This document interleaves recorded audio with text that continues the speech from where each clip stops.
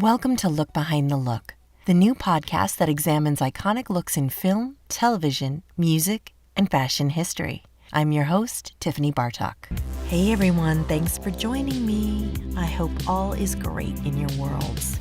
All's pretty great here in Brooklyn. I got to head to Mexico for some vitamin D with the family, which was super necessary. Hadn't taken a vacation forever, like 3 years. And award season has officially begun. The SAG Awards did not disappoint, with Coda making some history and earning its much-deserved awards. But there wasn't really a lot of fashion to look at. I did particularly like Kerry Washington's dress. What did you guys think of the fashion? Anything you particularly loved? Let me know. This week, I'm talking to Amy Mallon, and Amy is a part of the Jane Iredale team. You guys all know Jane Iredale, right?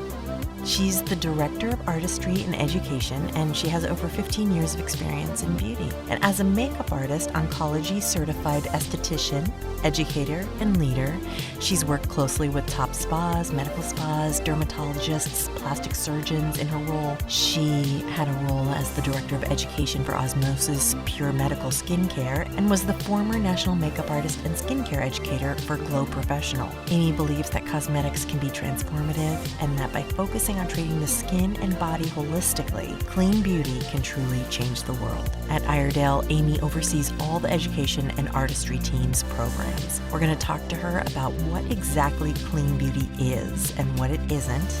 And you're going to learn everything you need to know about Jane Iredale herself and the line, which was one of the very first on the clean beauty scene a quarter of a century ago. So enjoy this conversation with Amy Mallon and me. I am with Amy Mallon, and we are going to be talking about everything today. I don't know if you've ever seen the show, but I just want to know everything about you. I usually just do a deep dive into your career and what brought you to makeup artistry. I heard your story at the Jane Iredale event, and I think that was in December, wasn't it? Yeah, It feels like it was so soon ago, but it was a while ago. Yeah. It was. I know. We're not doing much nowadays. Maybe that's why. I know when we have an event, it's like, oh my God, it felt like, yes, that was the event. That was a great event, by the way. It was amazing. I got to see the line, all the new things that you had out. And I love the line. I want you to tell me a little bit about the line too, for people who don't know about it, which is probably like 2 people because it's such a household name. And tell me what your position is at the line, and what you do for the company first. Let's start there. Okay, we'll start there. By the way, I'm getting super cozy. I'm very excited that you're having me, Tiffany. I always have my blankie. I have my little mug of tea, so we're ready to gab. That is not a little mug. I'm really, really excited about that mug because that looks like I have 2 of those every morning, like that size. You gotta. Okay, good. We can get into mom life later, but we'll start with makeup now. So I'm Amy Mallon. I'm the director of artistry and education for Jane Iredale. I oversee essentially all of our artistry and our education programming. So at Iredale, we have kind of 2 different teams. The one that does more like freelance artistry, and then the other one that's our internal education team. So we're very busy. Okay. And tell me a little bit about Jane Iredale herself, because many might not know of the kids coming up. I, of course, am an old lady and know all about her. And I want everyone to know about how great she is. So Jane, she was just a trailblazer in beauty. And if you don't know her name, I encourage you to Google her immediately because she truly pioneered clean beauty as a whole. The line started about 27 years ago. Can you imagine 27 years ago, right? We're talking a time when no one knew what clean beauty was. No one cared about ingredients. We were all using carcinogenic everything on our bodies, truthfully.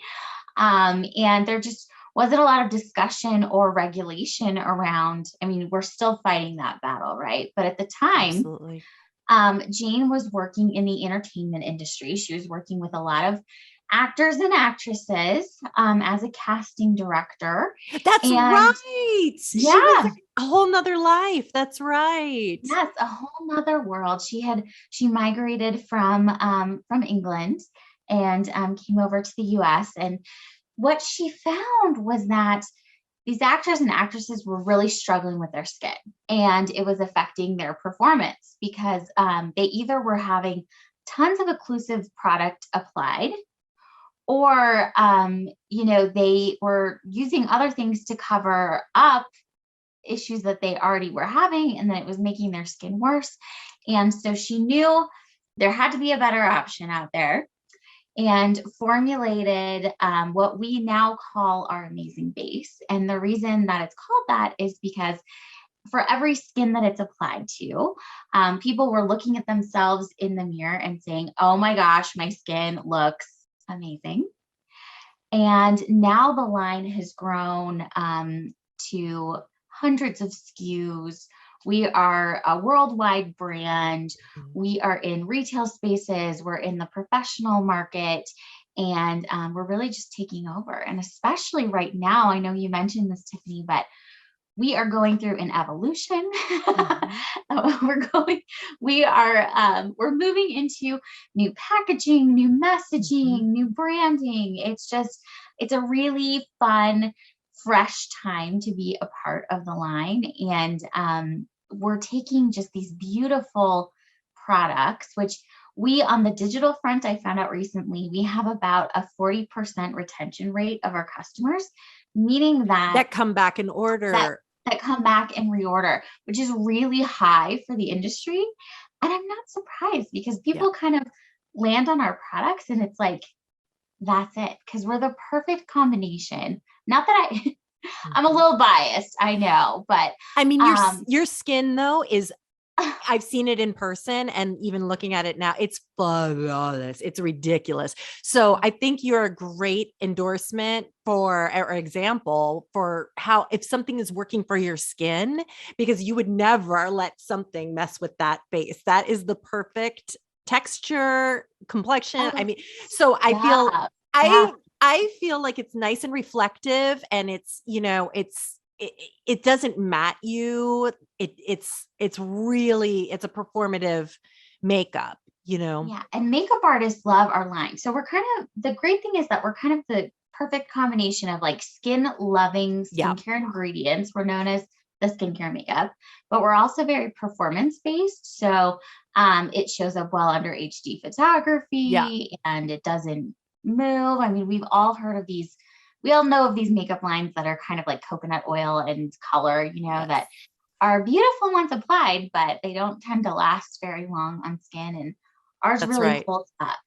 And so performance, skin loving, and then, of course, the clean aspect is kind of like our trifecta. I'm obsessed with the hydrating mist, how we have to wear masks and everything. So I'm always afraid to like spray my face because it'll make me break out. This does not make me break out at all. It does not give me any maskne, and also like feels amazing. And my skin feels so hydrated. I love it. I love it. I gotta say, in the mask thing has been a huge shakeup for us. How has that affected you guys? So it's really, I wouldn't say it's benefited us, but it's I love how honest you are. Thank you. I appreciate that. Some of the way that we position things. Like, first of all, we're the skincare makeup, right? So we are that makeup line that's good for people who are getting that irritation and those breakouts from masks. But also, like, we have done a couple of really bold things during this time. We launched a couple of lip products during COVID, which, was kind of unheard of, right? Because people are applying their lip product and then they have to put a mask on afterwards. So it was kind of like, is this a good idea? But one of them, our lip fixations, is actually like a stain, and it's a liquid lipstick that dries down. And they have just been, I mean, we were blown. I tried them. Love them. Yeah. The And how was red, your experience? the red was incredible, and it wore all day and did not budge. And I really am telling the truth. Yeah. I loved Yeah. it.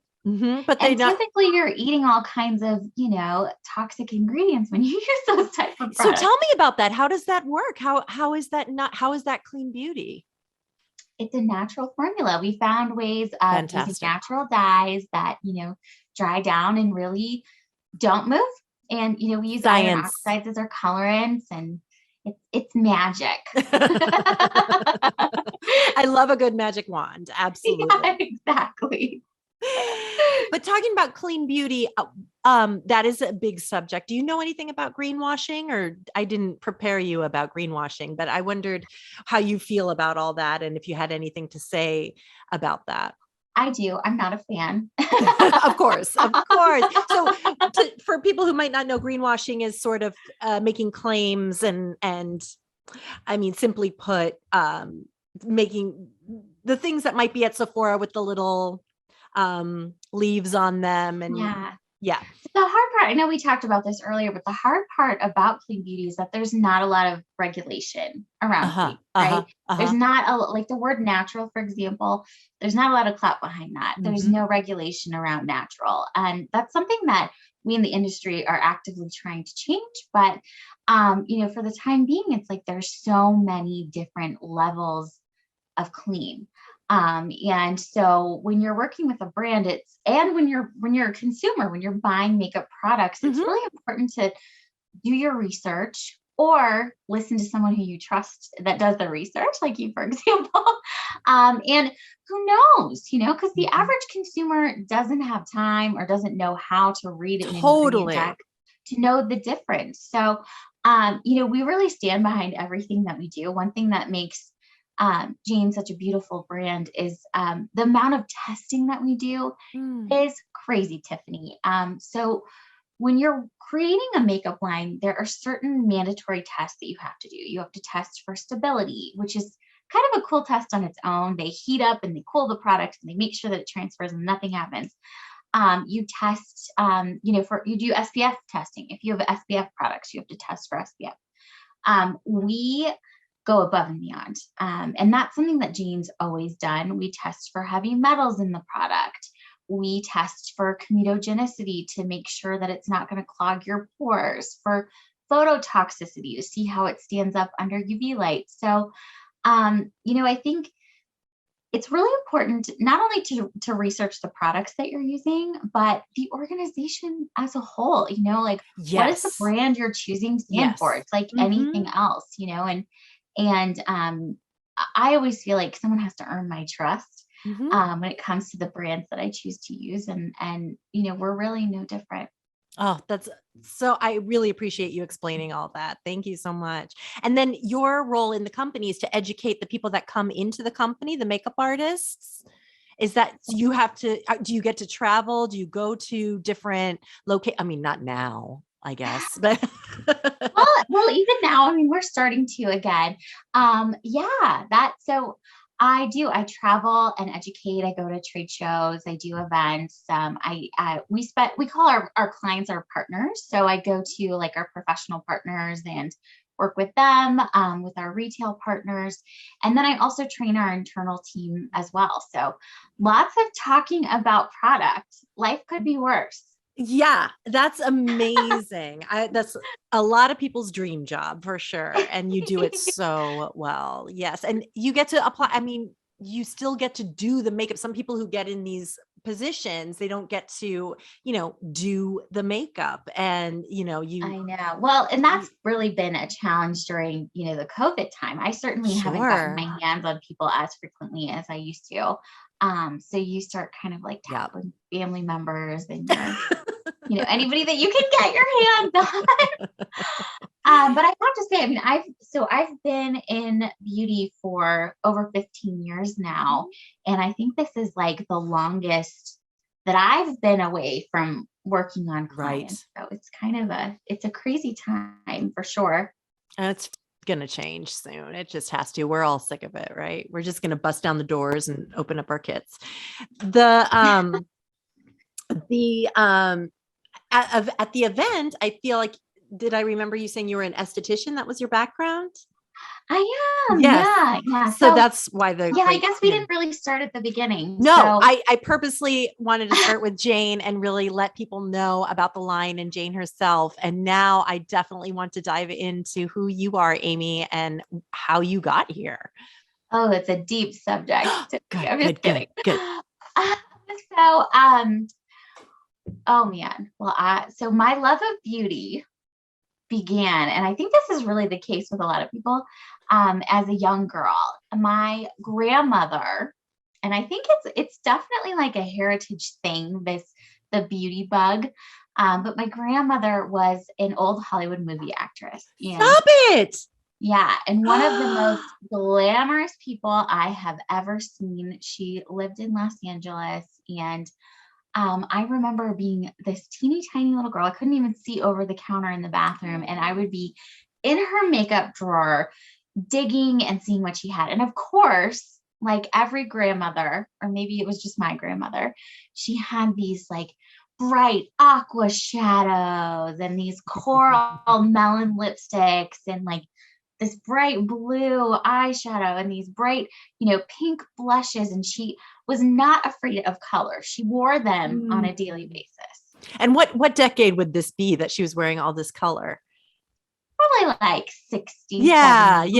Yeah. I can see it. I have strong visual now. Yes. Oh yes. She had this like red hair. She dyed her hair until she passed away. She was like in her 90s, still dyeing her hair bright red. And the funniest person. So was your grandma Lucille Ball? You can tell me. It's okay. She may as well have been. She looked a lot like her.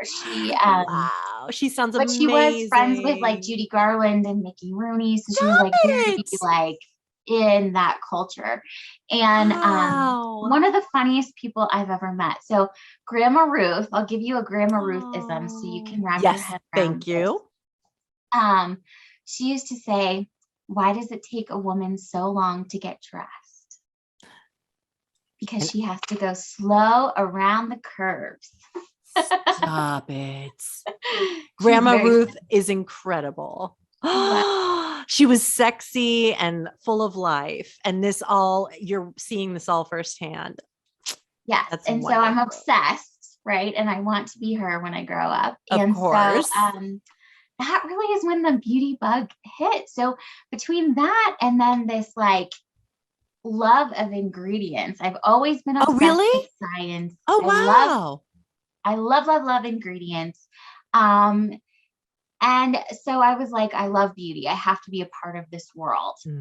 And so then little Amy goes, to high school. I go to college, and my parents are like, "Oh, no, Amy, like you may be an artist, but there's no way in hell that you are going to make a living at this. You can't sustain yourself with this. It's impossible. Find a stable career, get your degree." And so, and where did you grow up? I grew up, like halfway in California and then halfway in Colorado. I live in Denver now. Okay. Yeah. And so, I went to college. I got my degree. I kind of had a couple of tracks that I was considering. Okay. I have always loved, like, the reason that I think I'm so connected to beauty is this idea of altruism. What we do as makeup artists is so altruistic. We want to help people. We want them to feel their best. Yes. We want them to look amazing, and we seek perfection in order to do that. And so, I was like, okay, well, if I can't do beauty, then, maybe I should I should work in nonprofit. So my plan was to be an executive director of a nonprofit. I was doing like fundraising at the time and still doing makeup artistry on the side. But then one day I was like, you know what? That's it. I'm going to make my hobby my job. And so I went to aesthetic school, and I started working in and out of the treatment room in different facilities. It was like medical facilities and salons, spas, just trying to figure out where it made sense for me to work. And I always really loved the holistic side of things more. And then I was like, oh, I'm really good at sales. So I joined the vendor side of things. And I ended up working for a brand, for a competitive makeup brand. Mhm. And I was their national makeup artist and educator for a number of years, and then swapped to a different makeup and skincare line. And I was their director of education. And then I was a director of communication and education for a different line. And then I found Jane, and Jane really is the original. And I worked for some copycat lines, and they Mhm. just didn't hold a candle to, what we have to offer as far as, And what's different about Jane? What did you find, the sincerity or the yeah, overall it's message? the heartbeat of the The brand heartbeat is of the brand. so there with her vision. And, Mhm. I think that's a big part of it, is that in education, our main job is to evangelize the vision of the brand. We're Right. the people out there telling the story. We are getting people excited about the product. And if you have an exciting story, it makes it all that much more fun. And easier, right? Yes. Otherwise, you have to come up with your own story. Yes. So there's that. And then I think the quality of the product, I mentioned the loyalty that we have with our customer base. The Mhm. quality of the product really contributes to that. It just is, it's unsurpassed by anything else. Yeah, the powders are incredible. They really are. And they once you find the one once you find I remember somebody saying when I worked for a company that if you can match the foundation to the person, you will always have them as a customer. And I feel like I've used the powders as a foundation before. I have it on now, but you know, I think that's another commitment that Her customers skin make. looks stunning also. Okay. Thanks. Oh my gosh. Skin, what are some of your tips, your favorite tips for skin? Because skin is kicking my butt in this new age range. I've gone to another box that you check, when you check the age groups. I went to the Yeah. next box and I've noticed this hormonal acne problem. And I'm like, what? I thought these days were over. Do you have any tips for skin that you can share with us? Yeah. Yeah. So I don't even think we talked about that, but I've also, so I am an esthetician. I'm Yep. oncology certified. So I've been, Oh, um, yay. yeah, so I've not only worked in and out of the treatment room, but I've worked with, cancer patients and people undergoing some significant changes. So Incredible. although I have to say, aging really is the ultimate change to your skin. It really And I'm does a number on experiencing you. that firsthand every day as well. I think we all kind of look in the mirror one day and we're like, whoa, what happened here? It's true. It happens one day. It just happens in like all of us, or a picture that you see and you're like, Jesus, I see the age now, it happened. You're like, aging isn't supposed to happen to me. That happens to other people. Oh, other people are supposed to have all the secrets. Um, so as far as tips, okay, so firstly, I know that it sounds cliche, but I truly believe in beauty from the inside out. I think that with some of this adult and hormonal acne, it really is just about getting that balance on the inside. Yeah. So, finding supplements with ingredients like diindole methane is huge because it helps to detoxify any excess hormones in your body. Tell me the And name of it again. diindole methane, Okay. DIM. Just Dim. ask for DIM, DIM, DIM. Much easier. Well, I've Um, taken Jane Iredale vitamins before. yeah, we Like have a a great, so packet? Skin Acumax. Yeah, Amazing. yes, yes. That hydration is really key. I know I don't drink enough water every day, Yeah. and none of us do because we don't Mhm. have time. But the truth is that when you do, you see a huge impact in your skin. Mhm. Getting the blood flow moving in your body. So either if you do that by exercising or taking that in conjunction with something like a niacin supplement where you're really Niacin. getting the blood pumping. Yeah, be careful with it though, because Okay. too much can be Okay. a little too much. But yeah, all of those things will really help to get your circulation flowing. And a lot of what we experience is just stagnation. And that's what a lot of like lines Mm. are, is just that we're not getting the nutrients moving in I our never body. thought of that. Yeah, that's so true. Stagnation. That's Yeah. interesting. And then, of course, the food that we eat. And that's a really challenging subject right now because, unfortunately, it's difficult to find food that has the same nutrient content that we used to have even 10 years ago, like Wow. farming and, different resources that we have for crops. They're just not supplying the nutrients that they used to. And so Really? taking supplements to assist with that is really key, but also paying attention to what you're eating. Like, for example, there are a lot of preserved foods that have plasticizers in them or estrogenic toxins Of course. so yeah, just really taking all of that into consideration. I'm just curious. Do you eat meat? I'm not judging if you do, but do you eat I meat? do. You I do? eat meat. And so I what do don't you? eat a lot of meat, Uh-huh. but I do. I don't eat meat, but it makes life difficult, honestly, not eating the meat.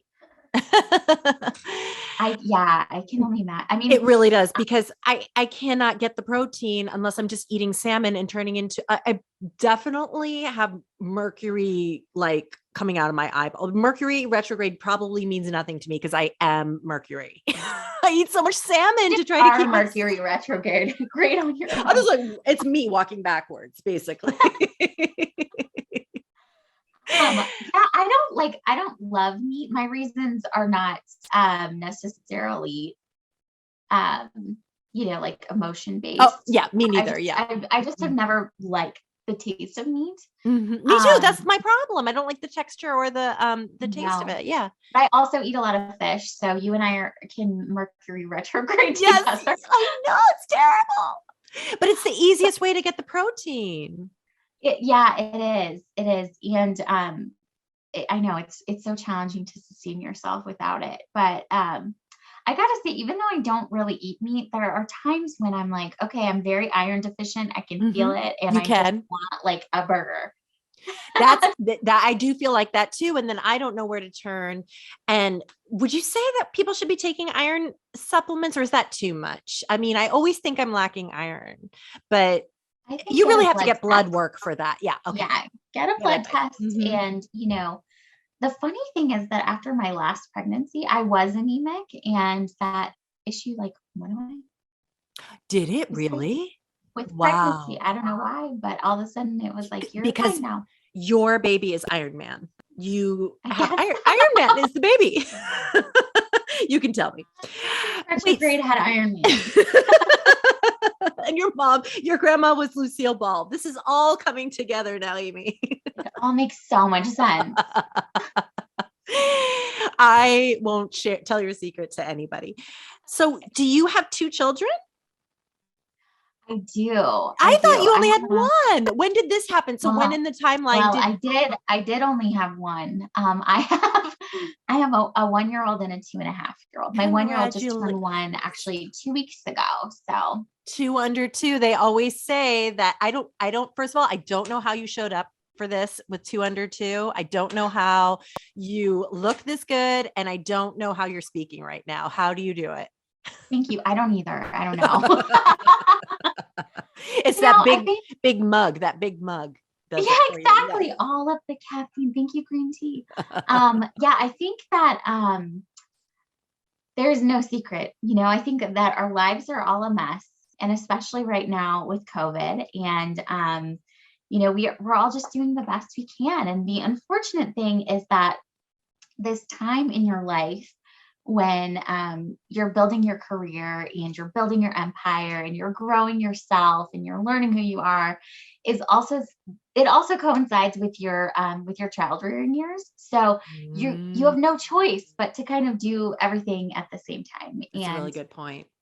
I was kind of an older mother and to some standards. I guess. Really, Janet was 50, so That's true. That's true. Wow, more power to her. Oh my gosh. But we'll sleep one day. I don't sleep.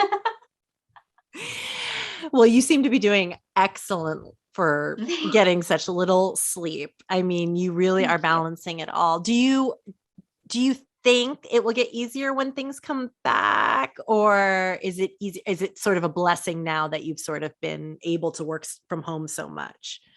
Yeah, that's a great question. I think to some extent we were like in the perfect space during the lockdown because I only had one baby at the time and he wasn't quite old enough to need homeschooling.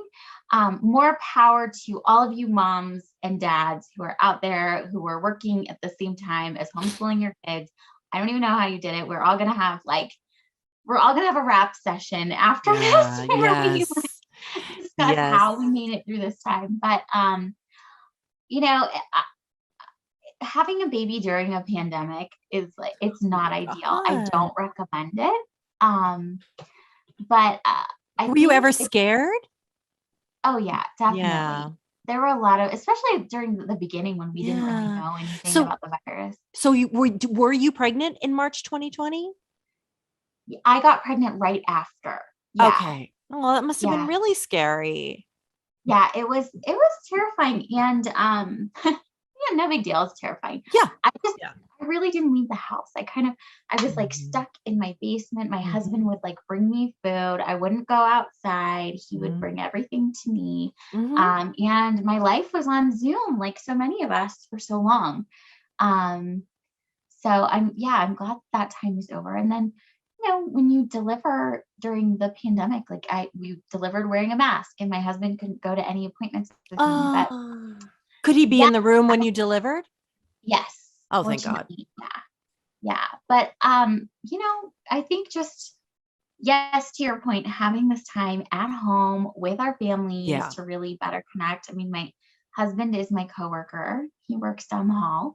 And, the kids are back in school now, but, have been home a lot, which has been, it's been a lot of fun. I'm good.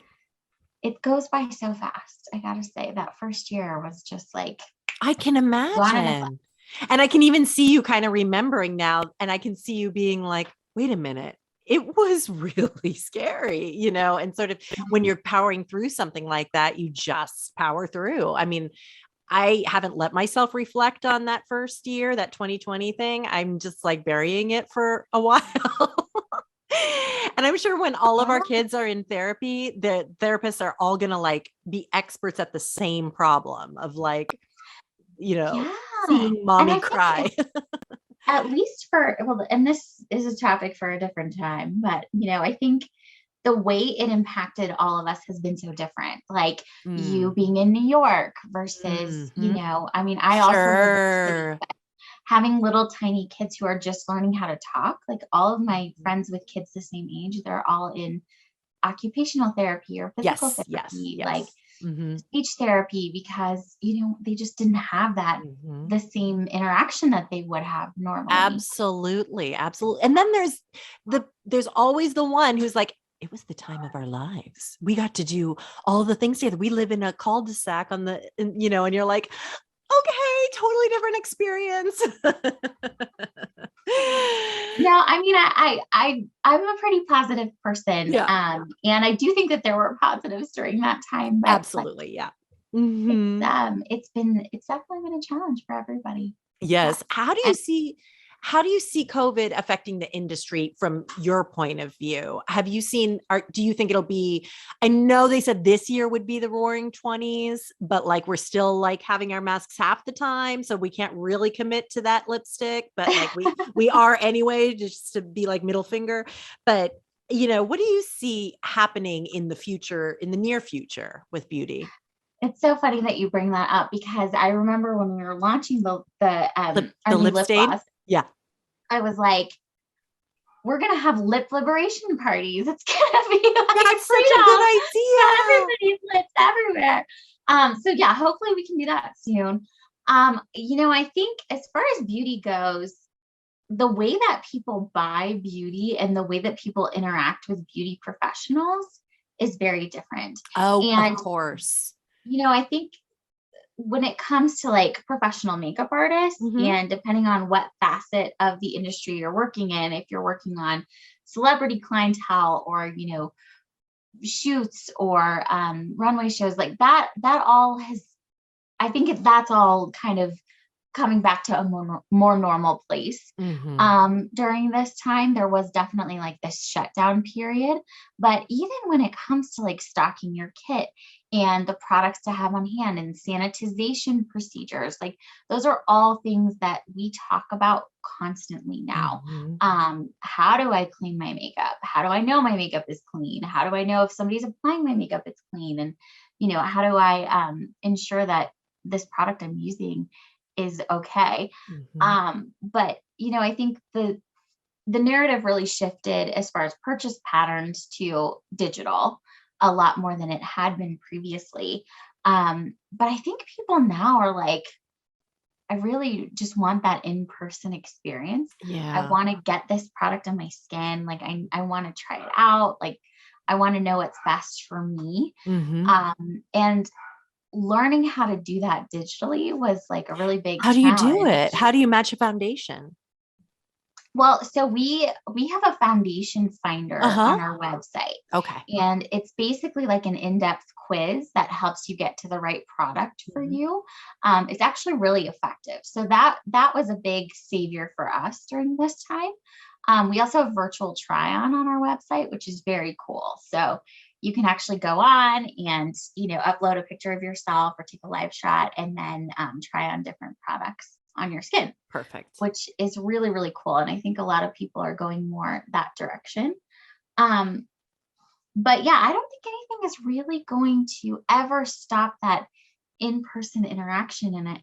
It might just be the esthetician in me, but I think that everybody's just kind of touch hungry, and Yeah. we want to hug each other. We want to feel brushes on our face and, Mhm. feel pampered and massaged. And so Mhm. that's my hope for the Roaring 20s next year is that Yes. we Yes, mine all like too. embrace and, Yes. really just have that touch that we've been missing out on. Yes, I can see it. I have it in my do I you put it in your third eye, right? And then it Yes. comes to yes. Exactly. Exactly.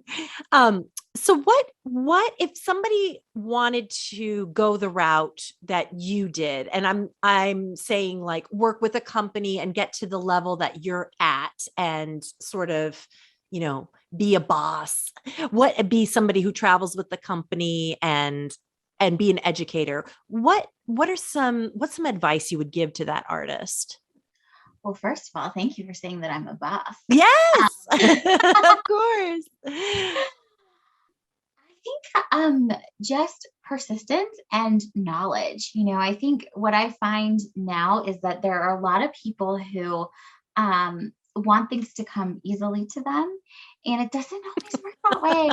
You gotta put the effort in. You need to learn as much as you can. Like we're living in a crazy time where makeup artists are a dime a dozen, and Yeah. the Yeah. term makeup artist is kind of synonymous Flexible, with, flexible, yeah, yeah, flexible. with influencer. Like there's a lot of Yes, it goes. lines that are being blurred, Mhm.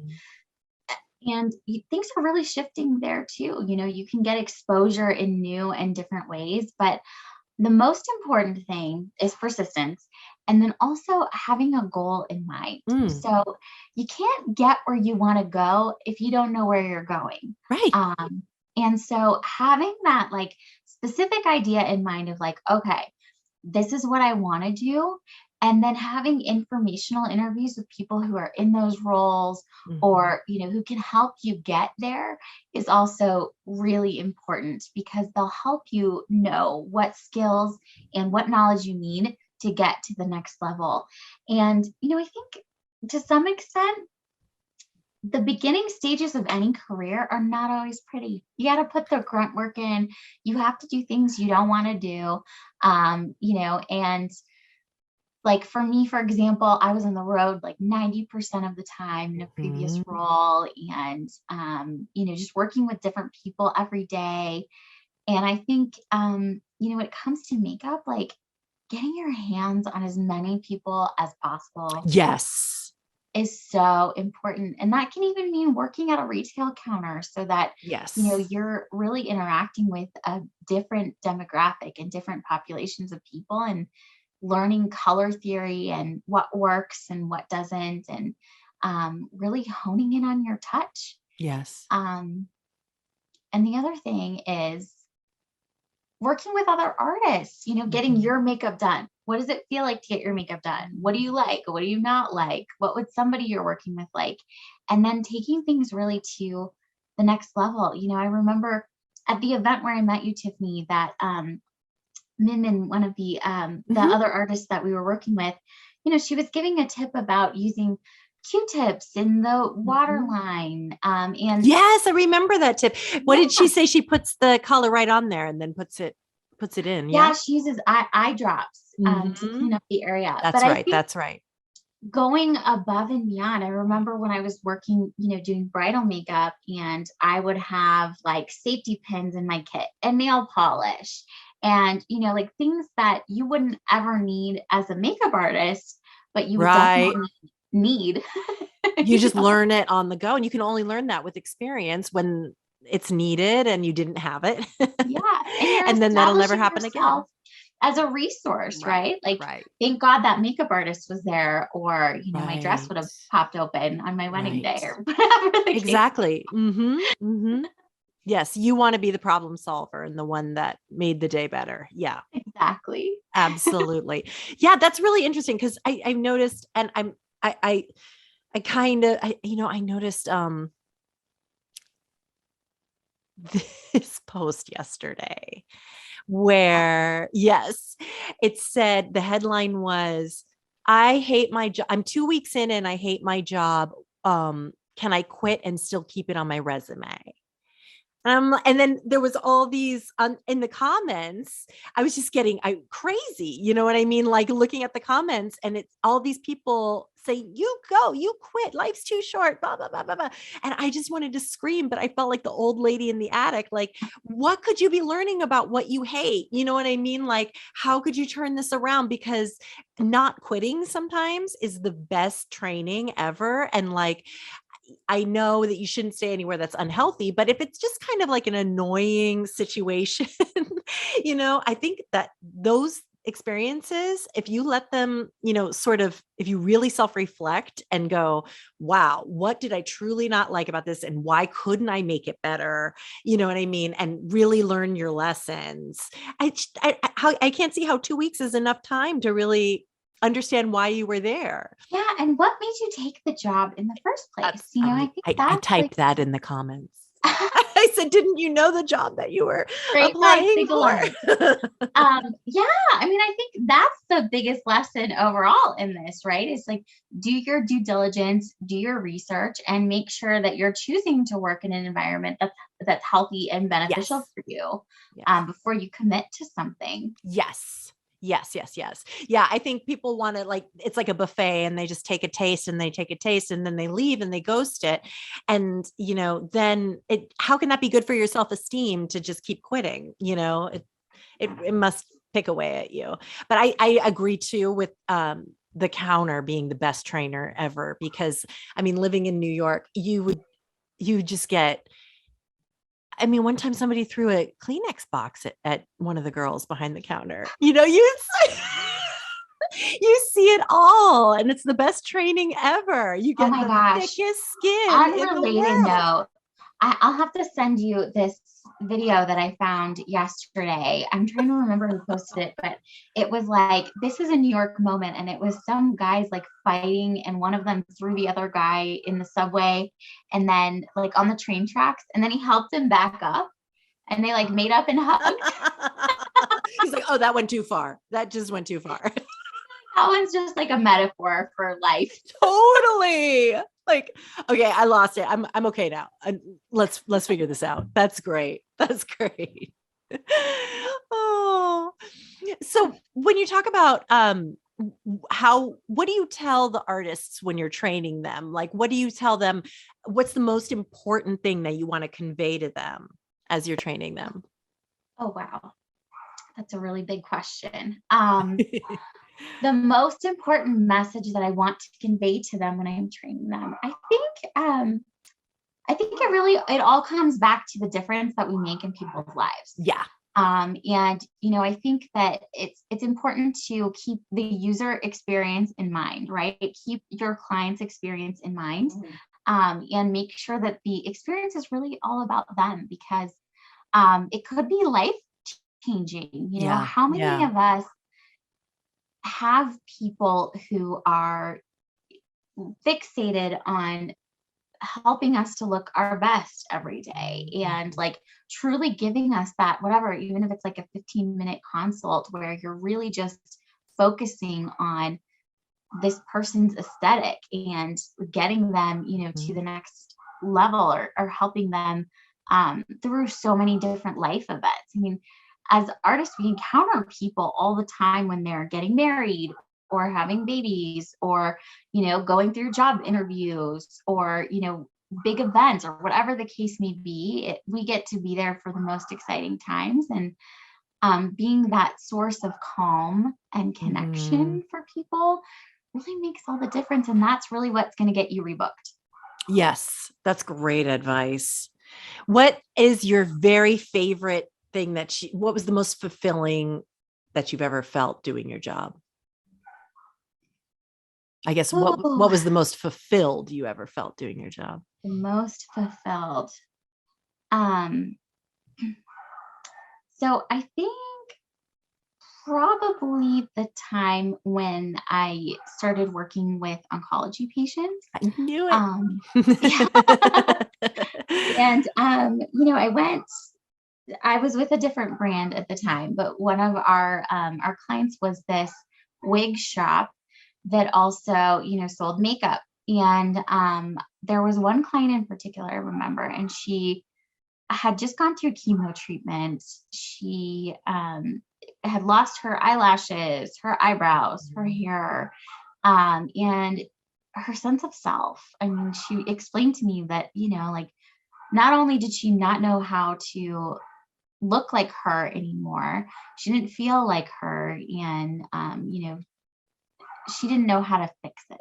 And I think when you're in moments like that, you just feel stuck, and like you can't get out. And so watching the transformation of this woman, showing her how to use an eye pencil to fill in her brows, and liner to give some definition to her eyes, and watching her put these wigs on, I mean, she was just like a different human. She was a completely different person. And one of the things that she told me was like, and it comes back to touch, but I always do kind of a little bit of facial massage before I apply product.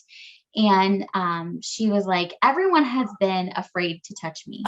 Even my family members, they feel like my cancer is something that they're going to contract. And it just makes me feel like they don't want to be around me, and no one's touched me in months. And so she just started crying, and there's a lot of stories like that. It's just, I can't even imagine what it would be like to go through something like that. But I think just having empathy for people who are going through hard times, whatever they are, it's just so important. And the impact as artists that we make. I mean, it seems like, I think a lot of people get into this industry because it seems so superficial, right? Yep. It's beauty, fun. it's fun, it's, art, whatever. But it's really so much more than that. Yes. And that moment that you have with your client where you help them on this journey to being that better version of themselves, there's just nothing like it. I agree. I know. It bothers me so much when, and they don't know what they're doing, when they belittle like, oh, makeup, and oh, it's about makeup. And, you have a show about makeup, and it's like, no, it's about so much more, so much more. Or people who think that, that's all there is in our brains. If that's the industry that we're in, that we only are thinking about eyeliner. Yeah. Yes. Oh, Amy, this has been such an amazing discussion. Is there what have we not covered? Is there anything that you wanted to tell me about that I haven't asked you? I loved our Oh my gosh. conversation. Well, I would love to know. I mean, I'm sure that your listeners know, but what, like, how did your journey bring you here, Tiffany? I know that you wear like 80 different hats, but Amy, that is so sweet of you to ask. Nobody's ever asked me that. I started out as a makeup artist, and then I went to school for musical theater. And Okay. then I started out as a makeup artist behind the counter at Bloomingdale's 59th Street. And then I met my husband doing his makeup. And then we began making movies together. So this is just all an evolution. It's like a lizard that was like, got its feet and walked on the beach. And then we started to make movies together. And then I said one day in like 2012, I want to say, I want to make a documentary about Kevin O'Quan.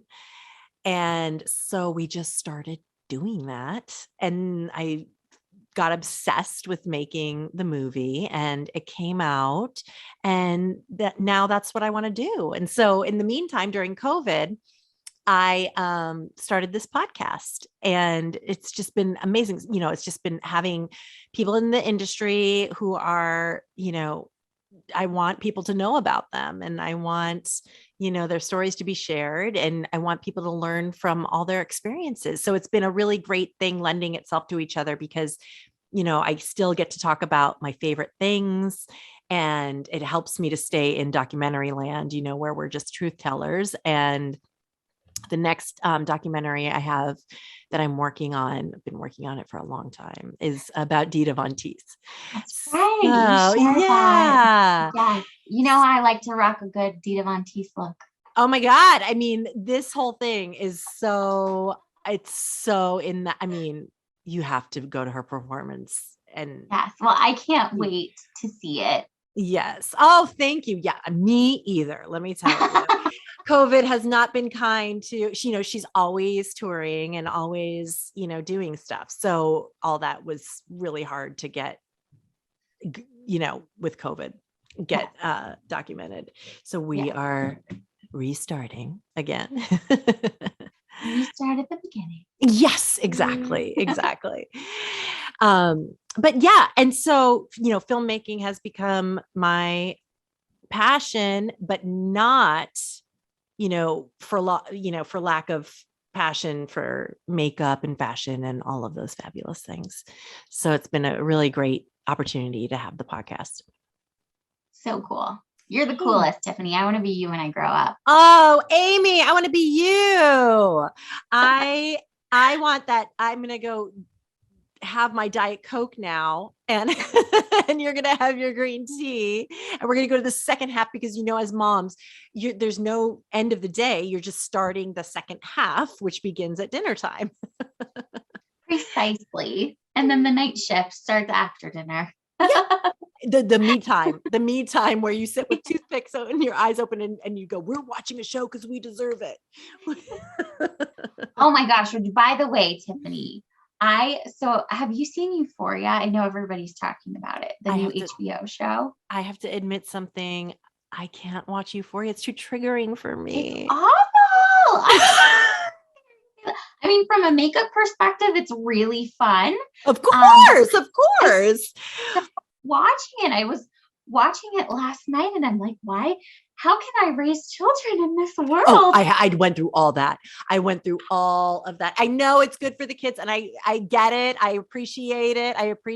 But for me, I'm like in the fetal position watching it. I was like, no, I can't do it. I can't be like the cool kids. I got to say no. It's too triggering. Rock yourself to sleep, Mama.